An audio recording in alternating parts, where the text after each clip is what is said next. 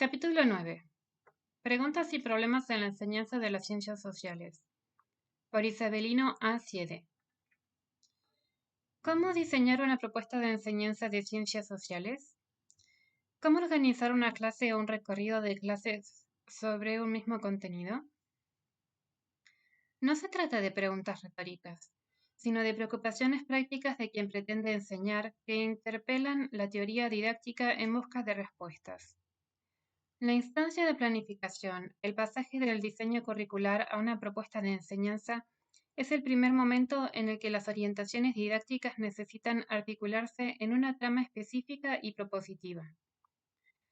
Organizar los contenidos para la enseñanza es un desafío de envergadura, que adquiere ribetes particulares en el área de ciencias sociales.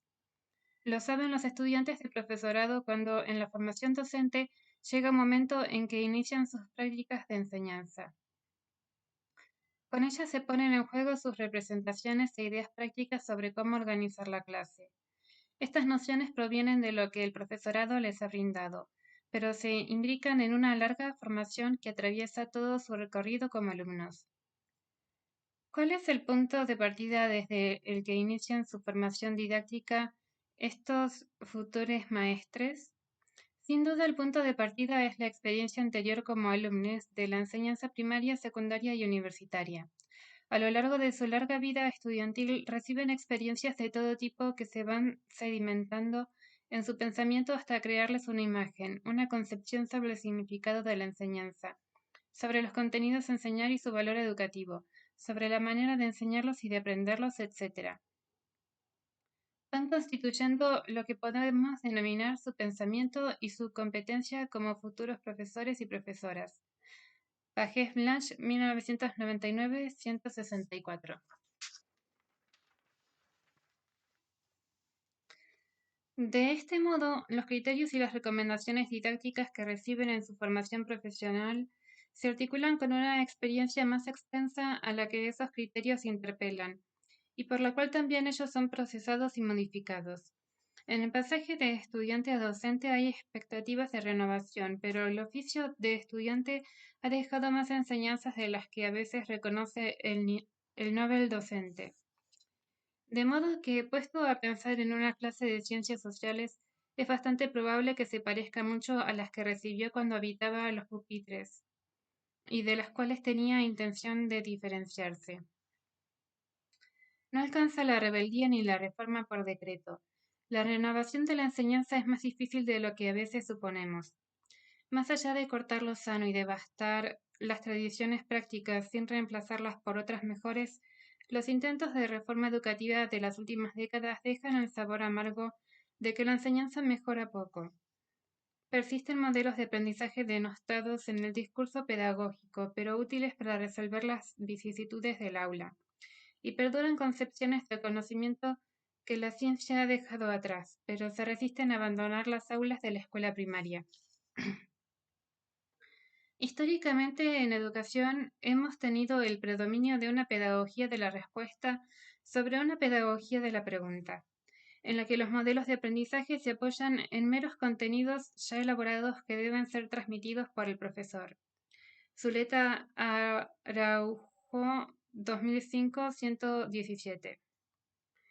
Enseñar ciencias sociales ha sido, frecuentemente, ofrecer respuestas a preguntas que nadie se ha formulado. Acumular datos que no ofrecen solución a ningún problema. Ofrecer un conocimiento masticado por dientes ajenos y poco útil para saciar un apetito que no han manifestado los alumnos.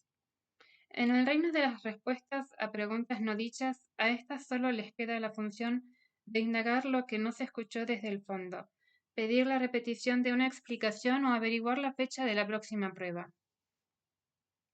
Las preguntas curiosas, las que generan ansiedad por la respuesta, las que fruncen el ceño de quien está razonando, las que provocan aleteos de opiniones dispares y tomas de posición discordantes. Esas son poco frecuentes. Los días de la escuela parecen esterilizar, paralizar y excluir del aula buena parte de las expectativas que traían los chicos al ingresar. No es una novedad, y lo planteaba John Dewey en su obra fundamental. Nadie ha explicado aún por qué los niños están tan llenos de preguntas fuera de la escuela, de tal modo que llegan a abrumar a las personas mayores si reciben algún estímulo, y su sorprendente ausencia de curiosidad sobre las materias de las lecciones escolares. Dewey, 1982-170. Varias décadas más tarde nos preocupa la misma cuestión.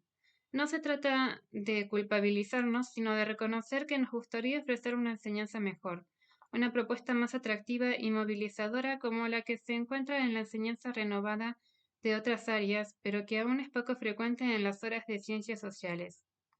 En este artículo trataremos de plantear los rasgos constitutivos de un enfoque problematizador, a partir de considerar algunas características de las ciencias sociales, revisar alternativas de organización de la enseñanza y evaluar las potencialidades de los problemas y las preguntas en la enseñanza del área.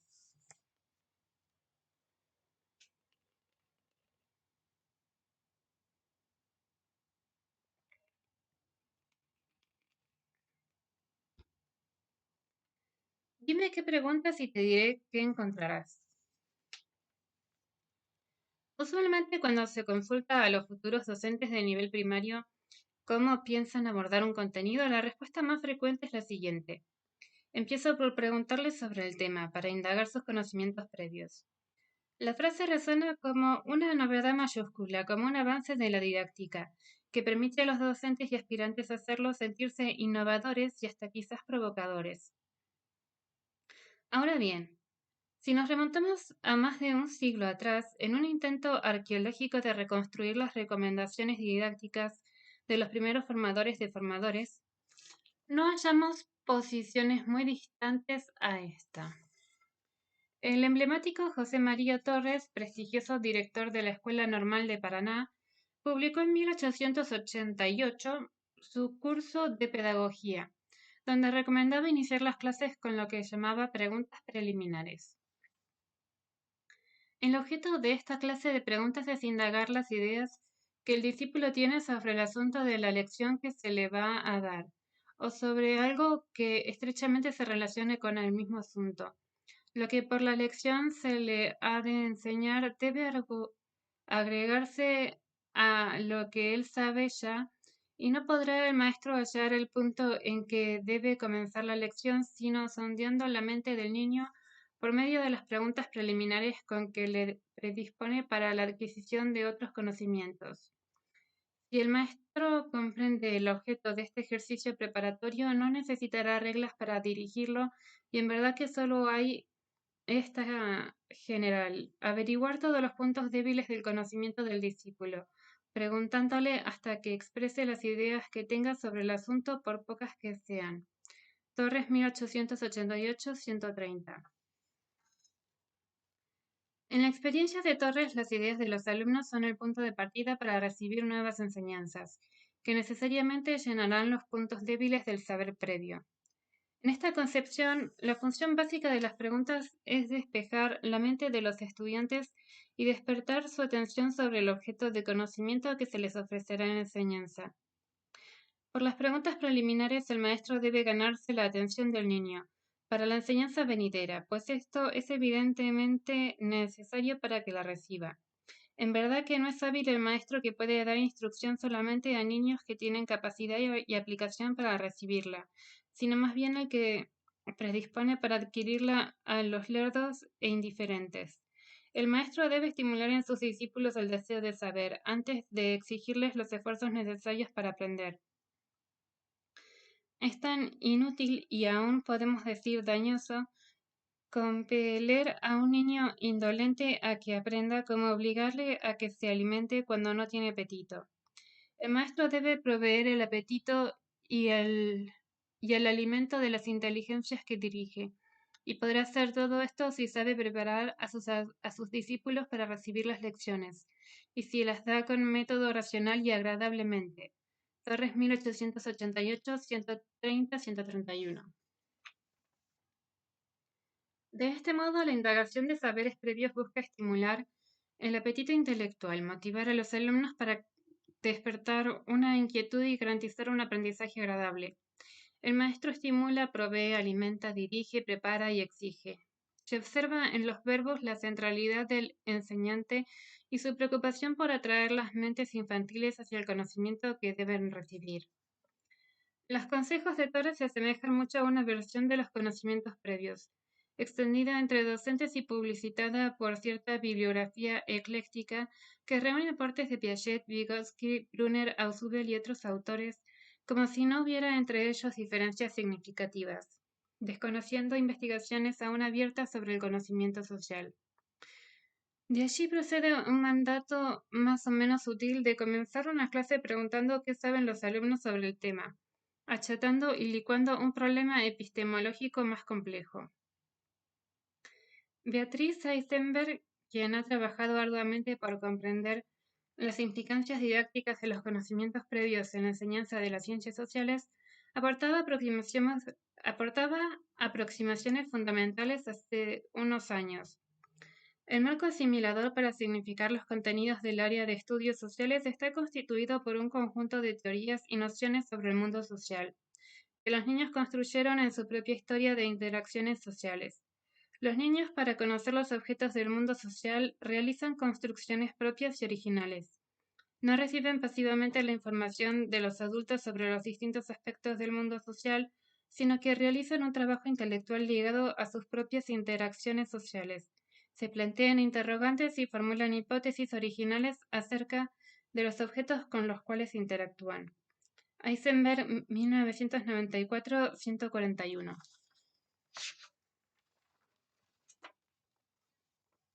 Los conocimientos previos son un marco de referencia que se nutre de la experiencia social personal, los discursos y las valoraciones ideológicas, las representaciones, las elaboraciones subjetivas y el discurrir del propio pensamiento. Desde allí cada sujeto da sentido a una nueva información, a veces la deforma para que quepa en los parámetros de lo ya sabido, de sus juicios de valor y de sus creencias. De alguna manera, este proceso nos advierte sobre cierto carácter conservador del conocimiento, que se resiste a ceder sus certezas y en muchas ocasiones busca la manera de perpetuarse tal como es. Desde otra perspectiva, lo advertía Bachelard al revisar los fundamentos del avance de la ciencia. Cuando se investigan las condiciones psicológicas del progreso de la ciencia, se llega muy pronto a la convicción de que hay que plantear el problema del conocimiento científico en términos de obstáculos. Se conocen en contra de un conocimiento anterior.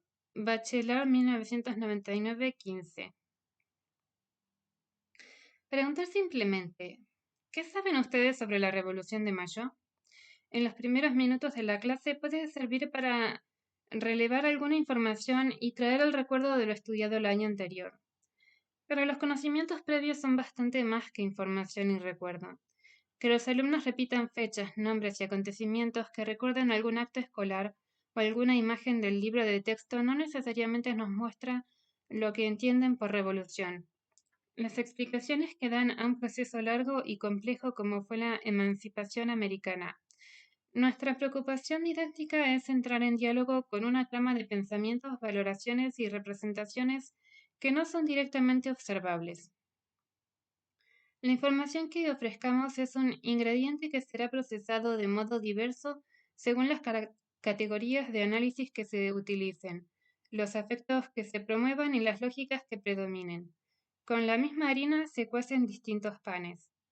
De este modo, la información cobra sentido en la relación que establece con las preguntas y los problemas para la cual es utilizada.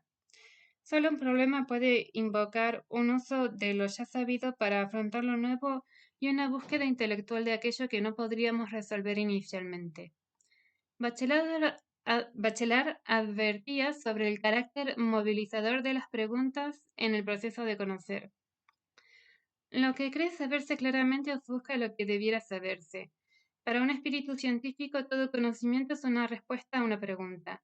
Si no hubo pregunta, no puede haber conocimiento científico. Nada es espontáneo, nada está dado. Todo se construye. Bachelard, 1999-16. Ahora bien, ¿qué clase de preguntas permite esto? Tanto la investigación científica como la práctica de la enseñanza muestran lo difícil que es formular buenas preguntas. Basándose en la experiencia socrática, Hans-Georg Gadamer afirma que, contrariamente a la opinión dominante, preguntar es más difícil que contestar. El planteamiento de una pregunta implica la apertura, pero también su limitación.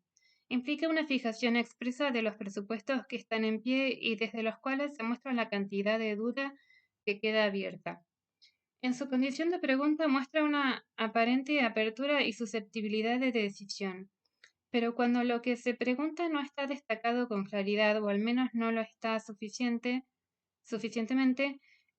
frente a los presupuestos que se mantienen en pie, no se llega realmente a lo abierto y en consecuencia no hay nada que decidir. Gadamer, 1999, 439, 441. La función de la pregunta entonces no solo es abrir, sino también orientar. No es averiguar lo que cada uno sabe, sino desafiar lo que podemos pensar a partir de lo que sabemos. De este modo, la pregunta tiene sentido y ayuda a construir sentidos compartidos entre quienes la abordan. Alumnos y docentes podrán pensar en un problema en común, lo cual implica decidir cuál de las respuestas posibles es más atinada y qué argumentos la sustentan. Las preguntas con sentido ayudan a pensar solos y a pensar con otros. De algún modo, una pregunta es significativa para el proceso de conocer cuando indica una dirección y delimita un territorio mental.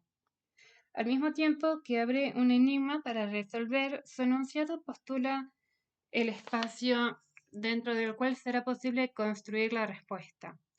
Ese es el sentido de preguntar y esas son preguntas con sentido tanto en la producción de conocimientos como en la enseñanza.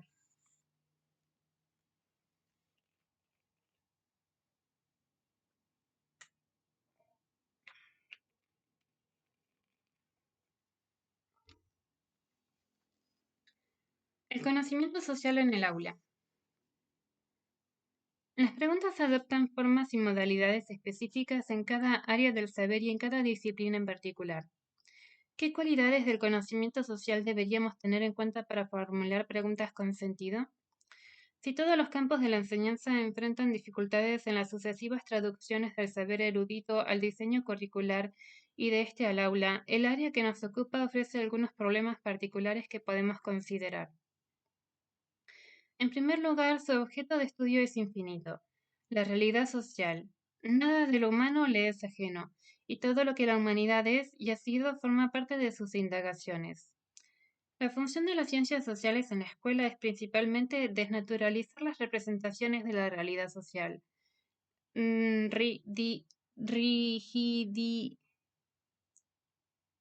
rigidizadas a través de las experiencias sociales necesariamente acotadas de cada estudiante. Y esto supone ampliar esa experiencia social, ofreciendo en la escuela un plus de experiencia que no brinda el entorno social inmediato. Al mismo tiempo, las ciencias sociales ofrecen herramientas para analizar los discursos propios y ajenos sobre la realidad social. Solo desde esta perspectiva cobra sentido introducir a los alumnos en las disciplinas que estudian la realidad social, que no se abordan de modo acabado en el nivel primario, sino en un escalón ascendente hacia los niveles superiores. Las pretensiones descritas contrastan tristemente con los rasgos recurrentes del currículum residual de algunas escuelas. Se ven frecuentemente los mismos temas, atados al libro de texto, acotados a la agenda historiográfica clásica y a una geografía excesivamente enumerativa. Nos pesa reconocer que las ciencias sociales escolares suelen abrir poco las ventanas del mundo y teniendo por delante un objeto de estudio infinito y apasionante, lo reducen a migajas de conocimiento. Es cierto que los tiempos y las condiciones de la enseñanza requieren acotar el objeto, pero ¿cómo hacerlo sin empobrecerlo? ¿Cómo encarar una enseñanza que despierte la tentación de seguir aprendiendo en lugar de apagar las llamas de la curiosidad? Esa pregunta nos anticipa el segundo rasgo del área que debemos tener en cuenta. El objeto de estudio es complejo y no permite aislar variables. La complejidad del mundo social está presente en cada uno de sus momentos, de sus espacios, de sus protagonistas, donde la humanidad entera se recrea. Cada hecho o proceso social puede abordarse desde diferentes dimensiones: social, cultural, económica, tecnológica, política. cuando prioricemos una de ellas o seleccionemos los datos que consideramos más relevantes, las otras dimensiones están allí presentes y no podemos desconocerlas, pero eso supondría perder la complejidad. Obviamente hemos de seleccionar temas para la enseñanza, pero ¿cómo hacerlo conservando la riqueza de lo social? ¿Cómo encarar una enseñanza que aproxime a los alumnos a los temas de estudio, pero les advierta que siempre queda algo más complejo para seguir profundizando? El tercer rasgo para considerar es que la realidad social es objeto de estudio de diferentes disciplinas. La historia, la geografía, la antropología, la sociología o la economía a veces se pueden abordar por separado y conviene hacerlo, a veces se pueden articular entre sí y conviene hacerlo. En cualquier caso, hay que tomar una decisión que no implique desmerecer a unas en beneficio de las otras, atrapar la singularidad de alguna disciplina en una mezcla difusa, escoger una y desdeñar otras, etc. En el ámbito académico, las ciencias sociales nacieron y crecieron multiplicándose. No faltaron intentos de unificación del campo y es cierto que hay cruces, influencias, cooperaciones y migraciones, pero cada una sigue preservando celosamente su autonomía, sus categorías básicas y metodologías específicas, sus tradiciones de investigación y sus desafíos pendientes.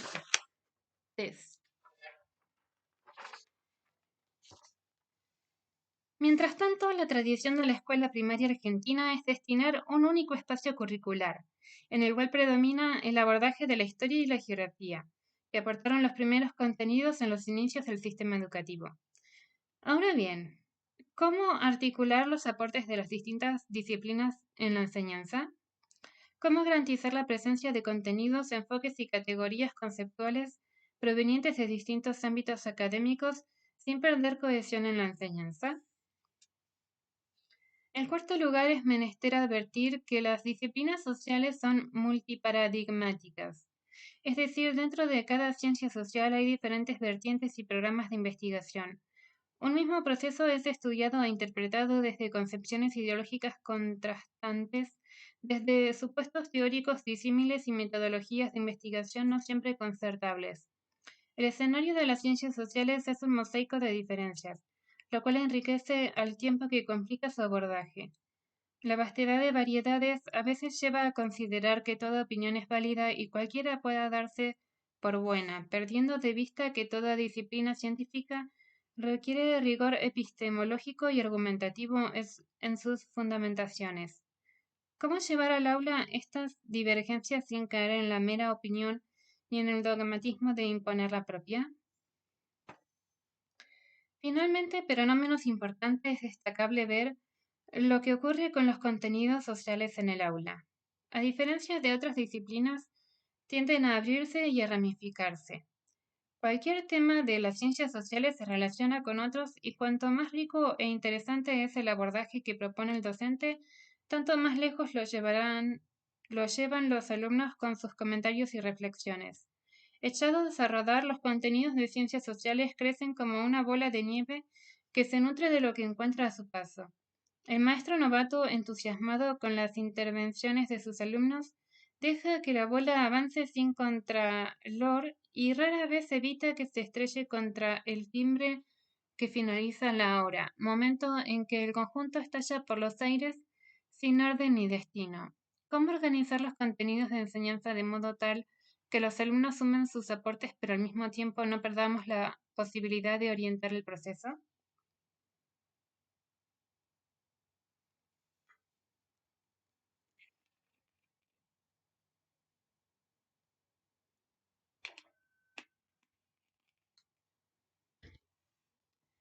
Establecer un recorte. ¿Cómo organizar los contenidos para la enseñanza de las ciencias sociales? La didáctica del área no ofrece aún una respuesta consensuada entre los especialistas, aunque se ha propuesto en los últimos años la noción de recorte como forma de seleccionar los contenidos para la enseñanza. Esta categoría didáctica se centra en la delimitación de la realidad social, concebida como una trampa o un lienzo que no tiene límites y en la que es necesario recortar para profundizar sin perder complejidad. Goffman y Segal lo plantean en los siguientes términos. ¿En qué sentido utilizamos aquí la palabra recorte? Nos referimos a la acción de separar, de aislar una parcela de la realidad coherente en sí misma, con una racionalidad propia y a la que uno podría acercarse como si lo hiciera con una lente de aumento. Goffman y Segal, 1998-83.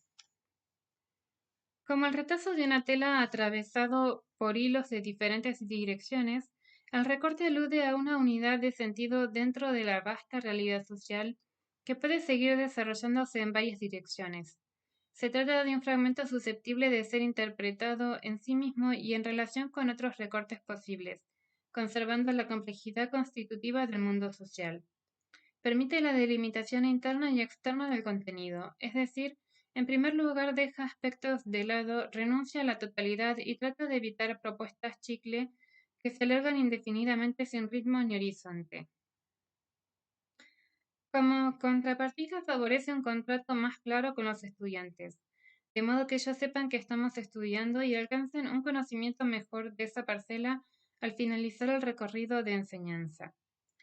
Recortar es también admitir que no enseñamos todos los contenidos todo el tiempo, ni repetimos los mismos todos los años, sino que el retazo que abordamos ahora se relacionará luego con otros recortes en el mismo grado o en grados sucesivos para lograr una mirada de conjunto sobre la sociedad.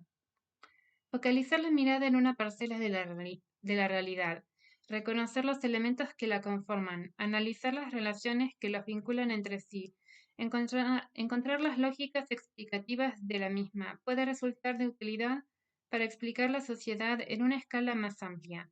Goffman y Segal, 1998-83. Ahora bien, ¿y esto cómo se hace?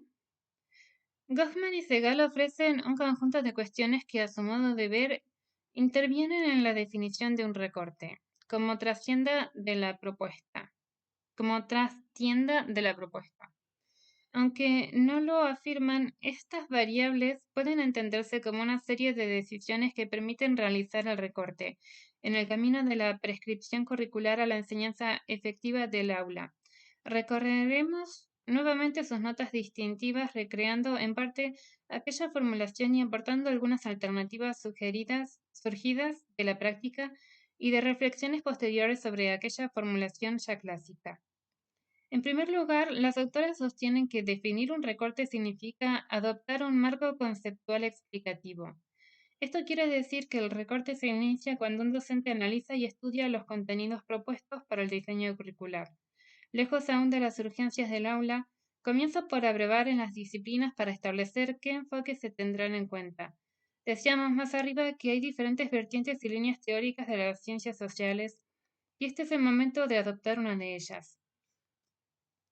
Frecuentemente esto significa escoger un autor o un estudio particular en el cual basarse para enseñar.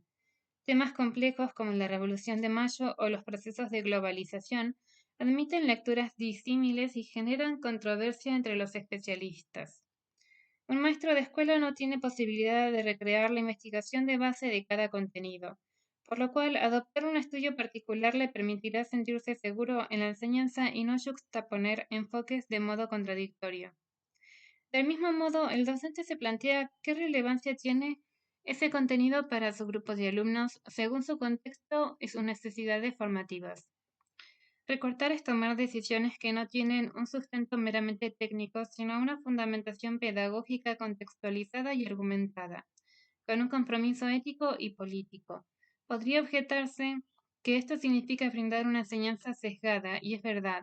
En las ciencias sociales lo que no es sesgado es amorfo. Lo que no adopta una perspectiva navega en la ambigüedad. Por el contrario, pararse en un marco conceptual es un rasgo de honestidad intelectual.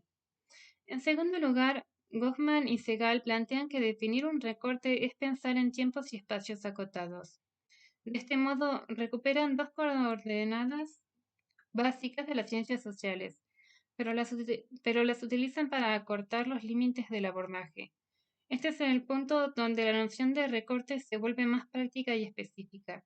En lugar de entender la historia como una sucesión de hechos en el tiempo o la geografía como una colección de espacios, invitan a utilizar ambas coordenadas para precisar el recorte y profundizar en la lógica interna de un periodo y de una región específica. Un contenido clásico como la época colonial encubre una vastedad temporal y territorial imposible de atrapar comprensivamente en una propuesta de enseñanza. El período hispánico de América duró más de 3 siglos y abarcó casi todo el continente, por lo cual allí no hay recorte alguno. Si lo hay, si hablamos de la Nueva España en la primera mitad del siglo XVI, conquista del Imperio Azteca, Potosí en el siglo XVII o del Río de la Plata en el período tardocolonial, la época del virreinato. La extensión en el tiempo y en el espacio es discutible, pero debe reunir al menos dos condiciones: que tenga sentido en sí mismo y que sea abordable en un tiempo adecuado de enseñanza.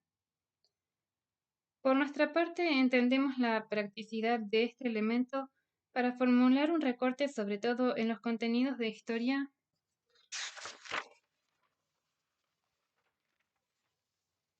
y de geografía. Sin embargo, para otros contenidos del área puede resultar conveniente establecer comparaciones entre diferentes tiempos o espacios.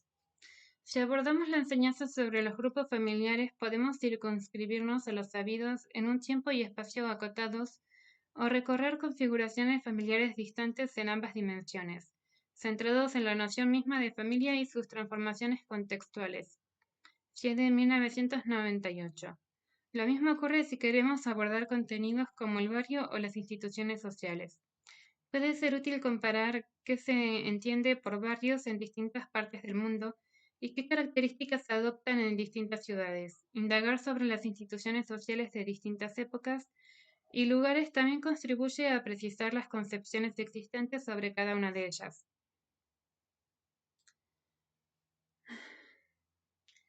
Se trata de recortes basados en la sociología, la antropología o la economía, o sea, las ciencias sociales menos presentes en el currículum clásico de la escuela primaria.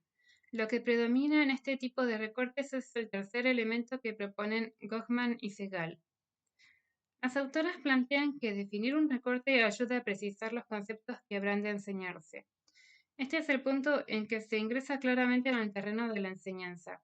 Tras haber estudiado los contenidos desde un marco teórico particular, haber sopesado las necesidades formativas de los alumnos y tras haber establecido una localización precisa en el tiempo y el espacio, con las salvedades planteadas en el párrafo anterior. Se puede plasmar el recorte en una red de contenidos que pueda ser revisada periódicamente, que funcione como guía mental del docente y que en los grados superiores también puede ser guía de los chicos. En esta instancia se define qué categorías y qué explicaciones se pondrán en juego en torno al contenido. Se trata de un abordaje sustantivo al avance desde una enseñanza solo fáctica, basada en hechos y personajes, hasta una enseñanza que articule los datos en una explicación más compleja de los procesos sociales. En este caso, cobran relevancia las nociones que utilizamos para encarar cada contenido. Por ejemplo, a veces se recorre toda la enseñanza de la Revolución de Mayo sin dedicar un tiempo relevante a discutir qué se entiende por revolución. Propuestos a desbrozar el concepto, también necesitaremos nociones como grupo social, orden social, legalidad, etc. Las ciencias sociales trabajan con conceptos que definen y recrean permanentemente. Parte de la enseñanza es recortar cuáles de ellos utilizaremos y enseñaremos a utilizar en cada propuesta, vinculando los aspectos fácticos y los conceptuales usando las categorías para dar sentido a los datos. El último ingrediente que mencionan Goffman y Segal es que definir un recorte permite abrir una puerta de entrada al tema. Tras las operaciones descritas previamente, la puerta de entrada suele ser una pregunta para la cual el contenido que ha de enseñarse es una respuesta posible. Un problema que los estudiantes puedan encarar con los conocimientos que ya tienen, pero que al hacerlo reconocen insuficientes o contradictorios. Thorpe y Sage, 1998. Como puede observarse, Las últimas decisiones de los docentes son las primeras que encontrarán los estudiantes, ya que ellos recibirán en las primeras clases un desafío en forma de pregunta problematizadora. Pero esta es una decisión que el docente habrá tomado tras recorrer un camino bastante complejo y preciso de decisiones. Ese camino lo condujo a la definición de un recorte de enseñanza que se expresa en la pregunta, pero tiene un sustento bastante más extenso de lo que se enuncia en ella.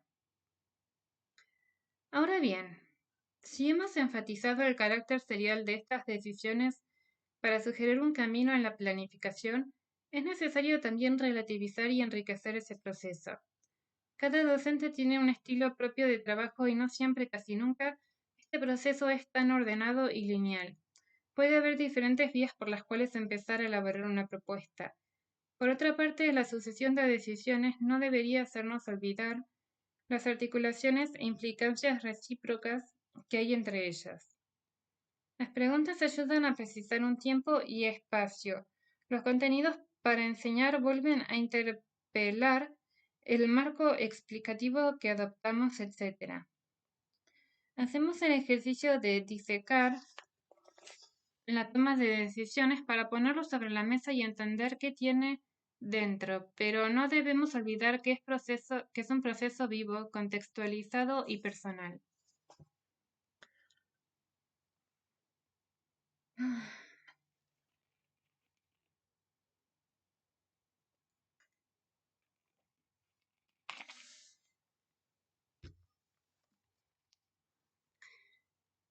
Herramientas de problematización y conceptualización.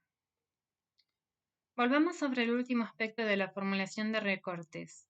La pregunta que funciona como puerta de entrada a la propuesta de enseñanza. En el pensamiento de Gadamer, preguntar es abrir y suspender, porque las opiniones, los juicios y las certezas se vuelven vulnerables.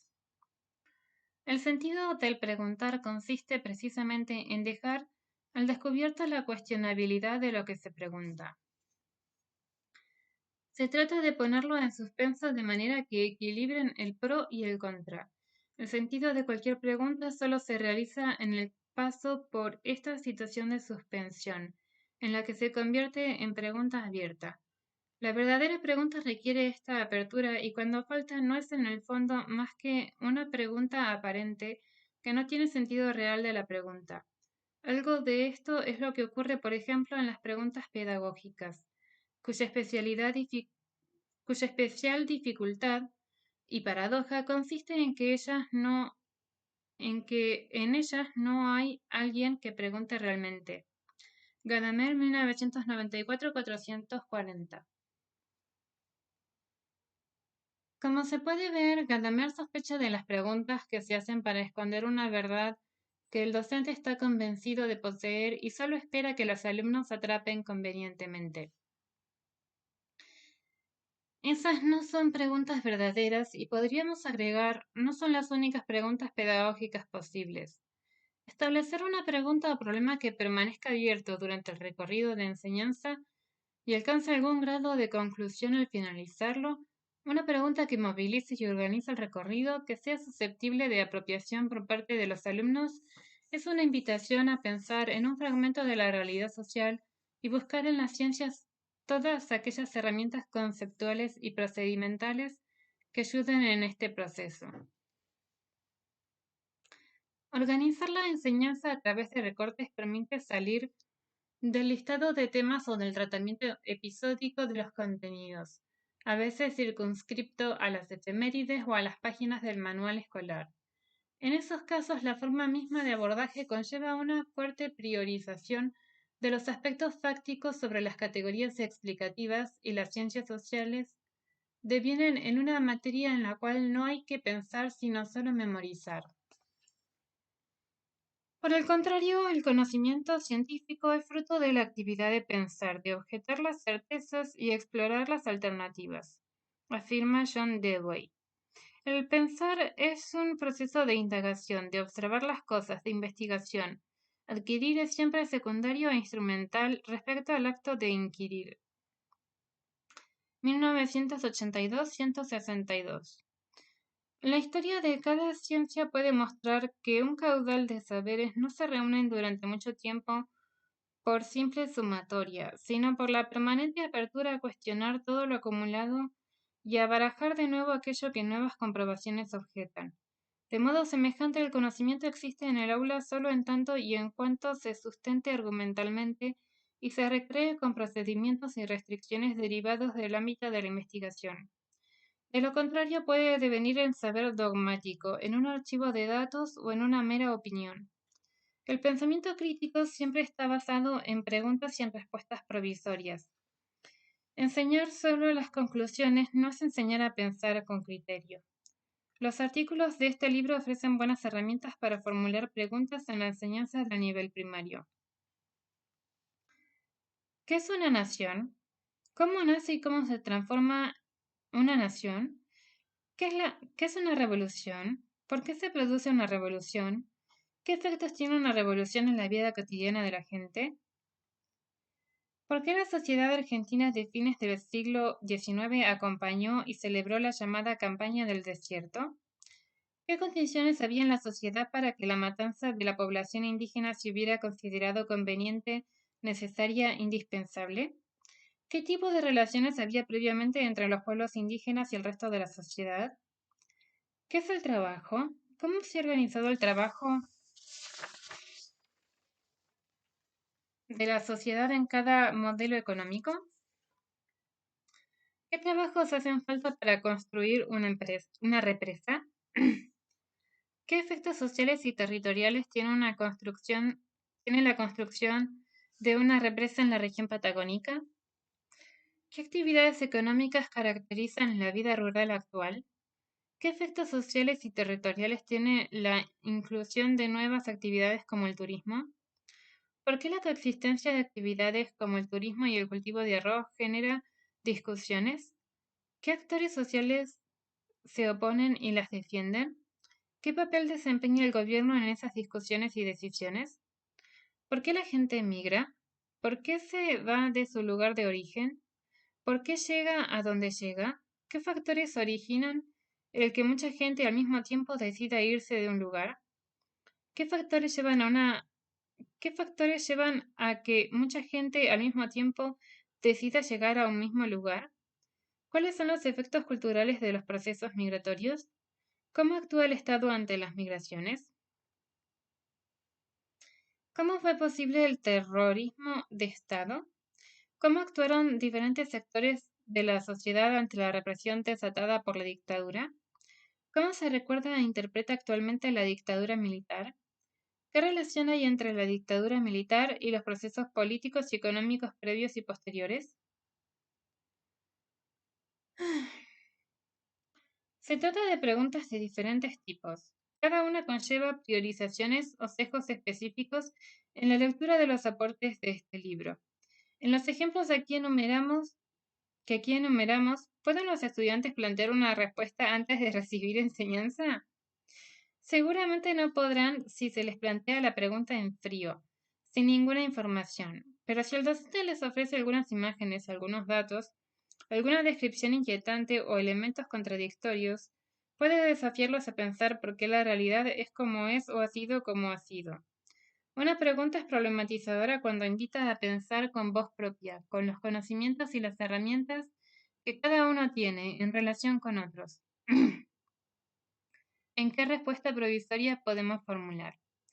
Se trata de preguntas que no tienen una respuesta definitiva, pues muchas de ellas están aún abiertas en las ciencias sociales y en los debates de la opinión pública. En este punto, estas ciencias se diferencian de otros campos de conocimiento que solo delegan a la escuela la enseñanza de nociones ya consolidadas. En las ciencias sociales, buena parte de lo que las escuelas enseñan sigue siendo controvertido y dinámico en las disciplinas que son fuente del currículum. Eso implica que estas preguntas resultan riesgosas, pues no hallaremos al final del recorrido de enseñanza una respuesta definitiva. Ahora bien, ¿no es eso propio del conocimiento crítico? Avanzamos de un conocimiento débil a uno de mayor consistencia, de mayor sustento argumentativo, de mejor fundamento. Pero en el conocimiento de la realidad social no avanzamos del error a la verdad. entendiendo ambos como situaciones mutuamente excluyentes. Avanzamos de mayor a menor error de una hipótesis provisoria hacia otra. Aunque toda pregunta se relaciona con otras en una trama que configura el problema, conviene que una funcione como punto de partida y marco de contención del problema. A partir de una pregunta general puede haber luego ramificaciones y reformulaciones sucesivas del problema. Entre 1992 y 1994, junto con Beatriz Eisenberg y Adriana Villa, desarrollamos una secuencia de enseñanzas sobre la inundación de Buenos Aires, secuencia efectuada en varias escuelas públicas, aunque luego no salió publicada. La pregunta que orientaba todo el recorrido era: ¿por qué se inunda Buenos Aires? Como se puede observar, es una pregunta que preocupa actualmente tanto a investigadores de la geografía, el urbanismo y la ingeniería hidráulica como a la sociedad porteña y los sucesivos gobiernos. Es decir, se trata de un problema social y también de un problema de investigación. En muchos casos, los problemas irresueltos de la sociedad ofrecen buenas oportunidades para problematizar la enseñanza, aunque esto no siempre es obligatorio. Puede haber buenos problemas de investigación no basados en este tipo de dramas sociales. Asimismo, las preguntas del investigador pueden ser buenas para el trabajo del enseñante, pero solo se transforman en problemas didácticos si son asumidas como tales por los alumnos, si encarnan con cierta autonomía e interés la preocupación por resolver o responder a lo que les propone la actividad. En las primeras clases necesitábamos chequear si los alumnos tenían alguna información básica sobre la inundación, algo muy diferente de lo percibido entre barrios que la sufren frecuentemente y entre quienes la observan a cierta distancia. Por eso comenzamos preguntando: ¿qué pasa cuando Buenos Aires se inunda? ¿Y por qué la inundación es un problema? De este modo empezábamos por las consecuencias y los efectos antes de encarar las causas del problema. Trabajamos en escuelas de Villa Crespo y de Palermo, donde buena parte de los alumnos tenían experiencias personales o cercanas para comentar.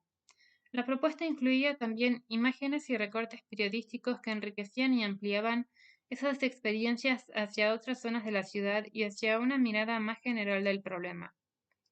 En la instancia siguiente formulábamos la pregunta central de la problematización, que permitía establecer hipótesis.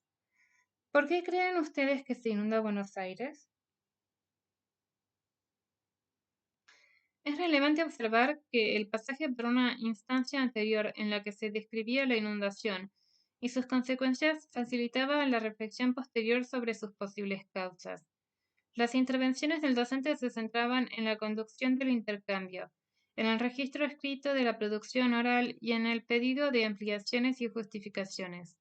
No se trata de que los alumnos adivinen o lancen frases azarosamente, sino que piensen y argumenten. Si alguno decía se desbordan los arroyos o la gente tira basura, el maestro solicitaba que explicara cómo afectaba ese dato, de qué modo contribuía a provocar la inundación de la ciudad. En definitiva, el trabajo del docente no era averiguar qué sabían sus alumnos, sino qué hacían con lo que sabían, cómo articulaban los datos, qué explicaciones podían construir con la información que tenían. En general, la sumatoria de las explicaciones no distaba mucho de algunos contenidos que luego enseñarían, pero aparecían de modo dudoso y más como repetición de frases escuchadas que como elaboración personal. Tampoco faltaban contradicciones y el maestro debía señalarlas. Algunos decían que la basura no permite que el agua baje al desagüe, mientras que otros afirmaban que los arroyos desbordan por el desagüe, y ambas explicaciones son incompatibles. No es posible que ambas cosas ocurran al mismo tiempo. La perplejidad de la contradicción encendía la curiosidad por seguir avanzando.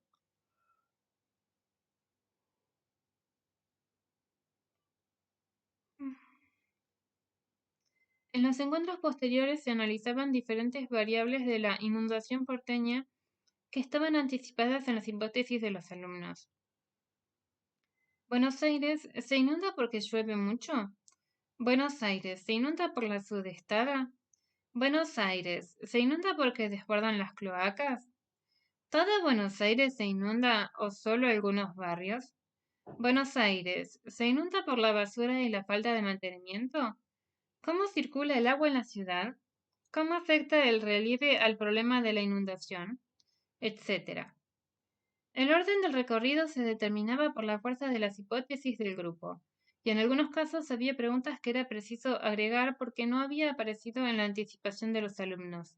Los alumnos de Villa Crespo otorgaban gran relevancia a las lluvias, mientras que si hubiéramos desarrollado la experiencia en la Boca, seguramente la sudestada habría aparecido en primer término. Para subsanar esto, planteamos nosotros la pregunta y fuimos con el grupo a la Boca. Allí, la sudestada aparecía frecuentemente entre los testimonios de los vecinos.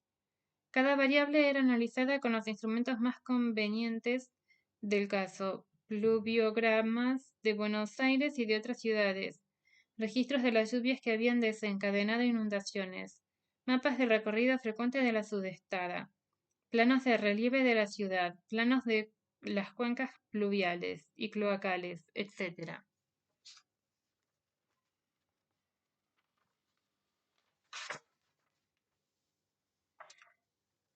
Hacia el final del recorrido, nuevamente las preguntas cobraban un carácter más global.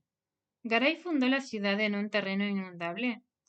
Fue la que nos llevó a indagar en mapas históricos y en textos explicativos, la ubicación original y las sucesivas ampliaciones del casco urbano. También planteamos qué clase de problema es la inundación, apuntando a elucidar por qué se incluía este tema en el área de ciencias sociales y no en ciencias naturales. Finalmente, la pregunta ¿es posible hallar una solución? Requirió la lectura de algunas propuestas y el análisis crítico de sus objetores, algo que todavía está vigente como discusión recurrente de la política porteña. Desde las primeras clases, la pregunta problematizadora ¿por qué se inunda Buenos Aires? Se había ramificado y ampliado, y había requerido numerosas estrategias de indagación y conceptualizaciones parciales. También hubo una instancia sumaria de recapitulación y resumen de lo que habían aprendido. En líneas generales, los rasgos constitutivos del conocimiento social estaban presentes en la propuesta. Suele ser difícil y aburrido enseñar temas clásicos de la geografía como cuenca, relieve, pendiente, vientos o régimen de lluvias. Sin embargo, todos estos conceptos habían sido involucrados de modo necesario para resolver un problema específico que los alumnos habían asumido y querían resolver. El análisis multicausal permitió diferenciar causas estructurales y detonantes, comprender mejor el problema y dejar abiertas unas cuantas cuestiones para seguir estudiando e indagando en otras oportunidades.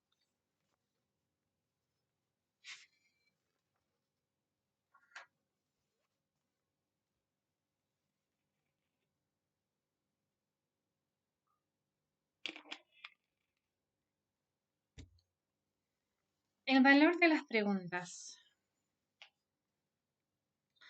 Preguntar tiene siempre un carácter político que enlaza al sujeto que interroga con el mundo sobre el cual se cuestiona y con los demás sujetos involucrados en la cuestión. Por eso las preguntas son herramientas del inquisidor y armas del revolucionario, cuando éste objeta lo existente y él brega por mantenerlo incólume. En consecuencia, eliminar las preguntas de la enseñanza o dejarles un espacio marginal es también un modo de despolitizar el abordaje de unas ciencias sociales que, sin la estructura argumental de los interrogantes, se vuelven cordero manso del orden establecido. Plantear un recorte supone también decidir qué enseñar en función de las necesidades formativas de cada grupo y abordar contenidos que, si no es la escuela, ningún otro agente de socialización va a promover. Preguntar es movilizar no solo los intereses de los chicos Preguntar es movilizar no solo los intereses que los chicos manifiestan, sino advertir sobre aquello que puede llegar a despertar nuevos intereses. Porque una escuela que solo enseña lo que interesa a los alumnos corre el riesgo de convalidar y perpetuar las formas discursivas de la segmentación social y cultural, dándole a cada cual lo mismo que recibe de su entorno. Por el contrario, enseñar ciencias sociales debería incluir siempre algún tipo de provocación intelectual que conduzca a desnaturalizar lo cotidiano, a cuestionar lo obvio, a justificar las propias creencias con el riesgo de tener que abandonarlas si la justificación no encuentra sustento. Más aún, transitar juntos un recorrido de preguntas permite que alumnos y docentes compartan sus ignorancias, pues estas no son iguales sino complementarias. La criticidad del docente radica en tener conciencia de que no sabe todo, en reconocer la insuficiencia de sus conocimientos y en tener la posibilidad de recurrir a algunas herramientas con las cuales avanzar desde lo que sabe. La fuerza del estudiante está en su capacidad de asombro, de formular preguntas que a veces los alumnos hemos dejado de lado.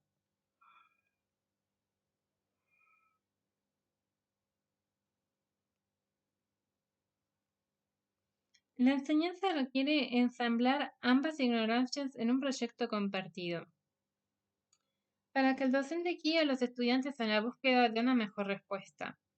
Ambos deben asumir un contralor epistemológico sobre su propio saber, dando cuenta de sus hipótesis y razonamientos, extremando las dudas y las objeciones a toda afirmación que se propone indiscutible. De este modo se justifica la invitación a repetir el recorte varios años, con pequeñas modificaciones, pues esto permite aprovechar la experiencia, los materiales y toda la producción didáctica que la escuela ha acumulado acerca del contenido que el docente se propone enseñar. También permite que un docente comparta sus preguntas e indagaciones con diferentes grupos de alumnos, que interpelarán la propuesta cada vez desde aspectos y dimensiones antes inexploradas. Cuando un docente cambia sus propuestas todos los años, no está experimentando realmente, sino vagando a la deriva. Volver a recorrer las preguntas de un mismo recorte le permite registrar cambios y recurrencias, ajustar las consignas, evaluar destrezas insospechadas en los alumnos, enriquecer los materiales y dar una vuelta de tuerca a su propia experiencia de abordaje de ese contenido.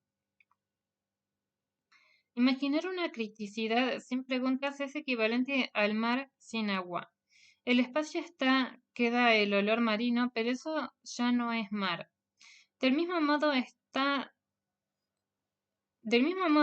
seca una enseñanza que se supone crítica porque plantea objeciones a los relatos tradicionales, pero no echa a rodar interrogantes susceptibles de ser apropiados para el grupo de alumnos, que no ofrece caminos de construcción de respuestas posibles, de defensa argumentativa de las alternativas, de corroboración de hipótesis y de reformulación de las preguntas originales, incluso con el riesgo de empezar a pensar diferente de lo que el docente esperaba al inicio. Se renuncia a la criticidad cuando se omite el pensar colectivamente o se silencia el disenso. Solo un sujeto que pregunta y se pregunta, que comparte sus preguntas con otros y transita el recorrido que cada pregunta exige, está en condiciones de construir un conocimiento crítico y emancipador. El conocimiento puede ser una estratagema para doblegar mentes inquietas o una herramienta de libertad, en tanto se erija como conocimiento autónomo y solidario, inquisidor y errante. Su carácter se define en el modo que escojamos de enseñar y en las condiciones de aprendizaje que propiciemos. Así, la didáctica de las ciencias sociales no habrá trabajado en vano.